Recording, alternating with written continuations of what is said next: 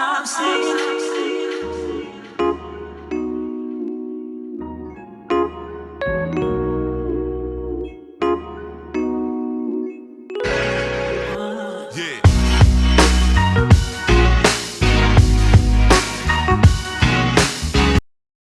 नमस्कार। आज का हमारा टॉपिक रहेगा आईबीएस। आईबीएस एक ऐसी समस्या है। आईबीएस का मतलब इरिटेबल बाउल सिंड्रोम। इरिटेबल का मतलब होता है चिड़चिड़ा, बाउल का मतलब हो गया हमारी आंतों का सिस्टम। सिंड्रोम का मतलब अगर हिंदी में देखा जाए तो सिंड्रोम होता है कि 3-4 लक्षण जो होते हैं शरीर के वो एक तरफ दिखाते हैं। यानी आईबीएस एक कंप्लीट बीमारी का भी नाम भी है। अगर एलोपैथी में देखो तो इसका कोई इलाज भी नहीं, डॉक्टर्स कहते हैं कोई इलाज नहीं है, इसका ज़िंदगी भर चलेगा। लेकिन ये है बहुत छोटी सी प्रॉब्लम जो हमारे खान पान के तरीक़ों से सही हो जाती है और लोगों को पता भी नहीं चलता कि ये हुई भी है। 1-2 महीने तो लोगों को पता भी नहीं चलता कि हमें ये हो गया।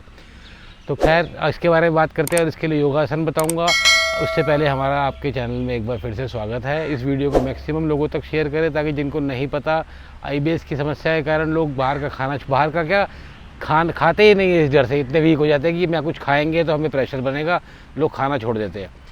तो इसको वीडियो को ध्यान से देखें और मैक्सिमम लोगों से शेयर करें और इस चैनल पे अगर नए हैं तो सब्सक्राइब करें और बेल आइकन पे क्लिक करें।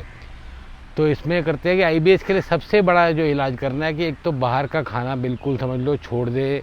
और बासी घर में जो हम फ्रिज में रख लेते हैं, बच जाता है फ्रिज में, एक दिन बाद शाम को अगले दिन सुबह खाते हैं, बासी बिल्कुल मत खाए, बाहर मत खाए। आईबीएस में होता क्या है, बेसिकली कुछ भी हम खाते हैं तो हमें प्रेशर फील होता है। तो 2 लोगों को शुरू में लगता है कि ये हमें लूज़ मोशन हो गया है। लूज़ मोशन की दवाई खाते हैं तो कॉन्स्टिपेशन हो जाती है। कॉन्स्टिपेशन में फिर पाइल्स की तरफ वो ले जाता है। तो बहुत लोग परेशान रहते हैं और पता नहीं क्या क्या खाते हैं। मैं पर्सनली लोगों से मिला हुआ हूँ, लोगों को फ़ोन आते हैं हमें ये दिक्कत हो गई है और उनको पता भी नहीं होता। लेकिन जब उन्होंने लगातार आसन किया है, 2-3 आसन सिर्फ बताऊँगा मैं, और करेंगे तो देखना उसमें गारंटेड 15 से 20 दिन में ही रिजल्ट मिल जाता है। तो सबसे पहला आसन है इसमें पवन मुक्त आसन। पवन मुक्त आसन को करने का तरीका इस तरीके से, बस इसमें एक चीज़ ध्यान रखनी है कि होल्डिंग करनी है।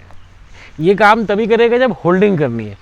दोनों पैरों को इस तरीके से मोड़ के हक करके पूरा इस तरीके से, अगर कमर गर्दन में दर्द रहता है तो बेशक ऐसे करें और यहाँ होल्ड करना है। मतलब घड़ी देख के काउंट करते हुए 2 से 2.5 मिनट 3 मिनट तक होल्ड। बीच में थक जाए तो थोड़ा सा रिलैक्स कर ले। इस तरीके से होल्ड करना है। और होल्डिंग में ही चाहे अगर एक जगह नहीं रुका जाता आपसे तो ऐसे भी कर सकते हैं, इस तरीके से करें, साइड झूल ले, कुछ भी करें, लगातार 2-3 मिनट तक रहना है इस पोजीशन में। और जो इस तरीके से भी नहीं कर सकते तो वो ऐसे अर्ध पवन मुक्त आसन में होल्ड करें 2 से 3 मिनट, 3 मिनट, 4 मिनट, 5 मिनट, जितना ले जाए होल्डिंग। इस तरीके से ऐसे उठा सकते हैं, ऐसे चिन्ह अपनी लगा ले घुटने से, नहीं तो ऐसे भी, दोनों तरफ से। और दूसरा आसन है दोनों पैरों को फोल्ड करेंगे घुटने आसमान की तरफ, सेतुबंद आसन। सेतुबंद आसन में अपने एंकल्स को पकड़ लेंगे, नहीं पकड़ पाते तो यहीं भी रह जाए, हाथ जैसे भी रह जाए। इस पोर्शन को, कमर को ऊपर उठाना है। यहाँ पूरा प्रेशर आएगा आंतों के ऊपर। जो आंतों में हमारी खराबी आई हुई है, आंतों में रिपेयर करनी है, उससे बिल्कुल बहुत फ़र्क पड़ता है। और इस पोजीशन में मूल बंद लगाना है। मूल बंद बोले तो अपने जो हमारा जो गुदा द्वारा एनस है, वहाँ की नसों को अंदर की तरफ खींचना है। इस पोजीशन में होल्ड करना है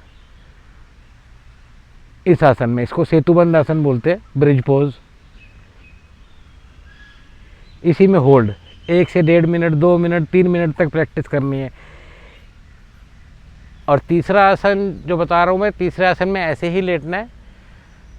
दोनों पैरों को मैट के किनारे तक ले जाएंगे, यहाँ मैट पे ही रखेंगे पैर अपने, और दोनों हाथों को सिर के नीचे।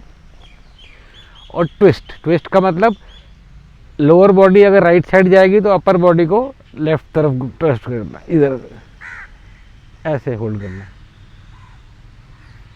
इस पोजीशन में होल्डिंग, ऐसे होल्डिंग करनी है। 1-1, 2-2 मिनट तक बढ़ानी है। इन तीनों आसन का अगर ख़ास तौर से आप, वैसे तो ये आसन बहुत अच्छे हैं, इससे कॉन्स्टिपेशन नहीं होती, इसके और बहुत बेनिफिट्स है। लेकिन अगर इन आसनों का अभ्यास आप आईबीएस की प्रॉब्लम के लिए कर रहे हो, जो ये प्रॉब्लम मैंने बताई है, तो इसके लिए ध्यान रखना है कि हर आसन को 5 से 10 मिनट यानी आधा घंटा इन 3 आसनों पे करना है। देखना IBS 2 से 3 हफ्ते में प्रॉब्लम आपकी ख़त्म हो जाएगी। योग करते रहे, स्वस्थ रहे, मस्त रहे।